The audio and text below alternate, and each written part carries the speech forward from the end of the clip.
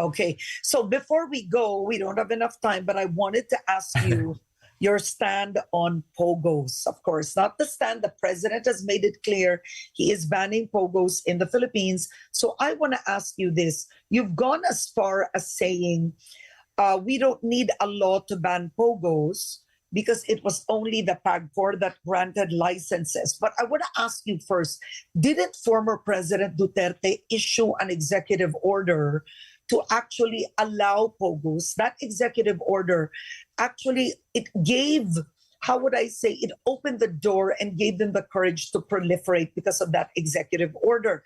Do you think President Marcos Jr. needs to issue an executive order on the ban on POGOs? He may, Karen, but my understanding is the executive order, if I remember correctly, Karen, I may be mistaken. The executive order issued by former President Duterte was to place all offshore gaming under PAGCOR. Because if you remember, Karen, at that time, it was under CESA, not under PAGCOR.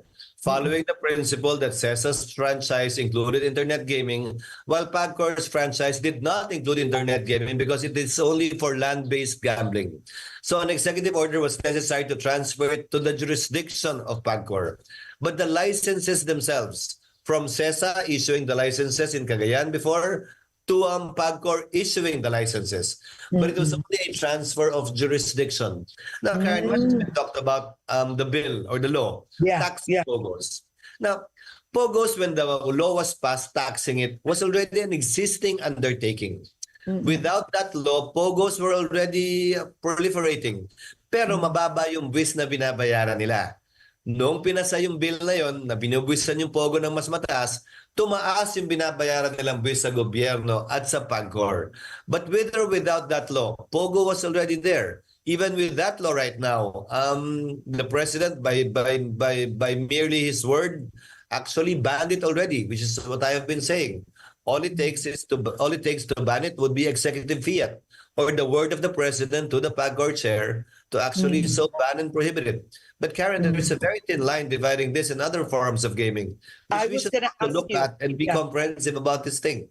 I was going to ask you that because right now PAGCOR is saying POGOs are different from what they call internet gaming license.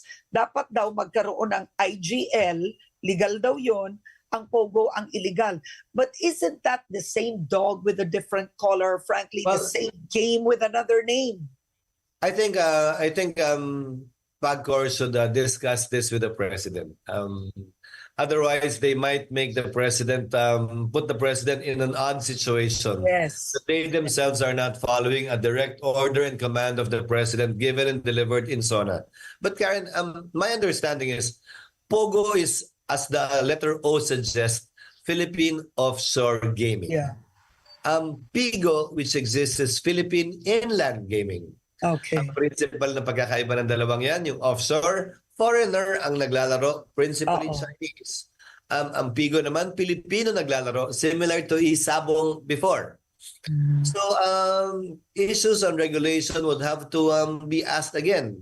How much are being spent by Filipinos on gambling? Ilang bilyon ba yan kada linggo at buwan? Pangalawa, anong assurance natin na hindi naglalaro ang below 18 years old dyan? Tulad ng mga issue na harap natin sa isabong.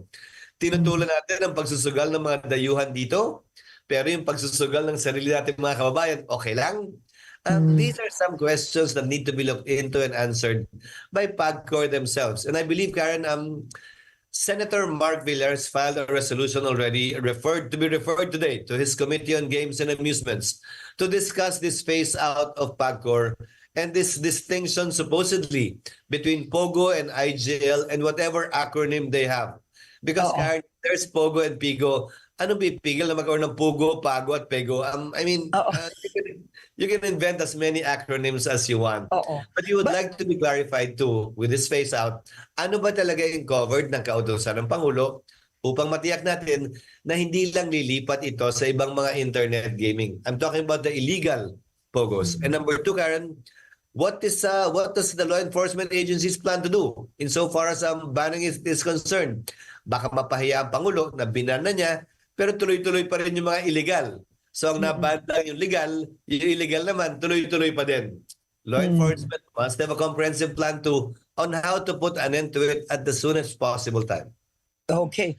All right. On that note, I want to thank you for joining me today. And once again, Mr. Senate President, we apologize for the technical difficulties earlier this morning. Is there anything you would like to add before we go? Well, I wish everyone safety during these times that we again have a depression. Hopefully, it will not be as bad as what happened last week. And I join the nation in praying for the safety of everyone. Thank you, Karen, for the opportunity, and good morning to everyone. Good morning, Senate President Pres.Chiz Escodero.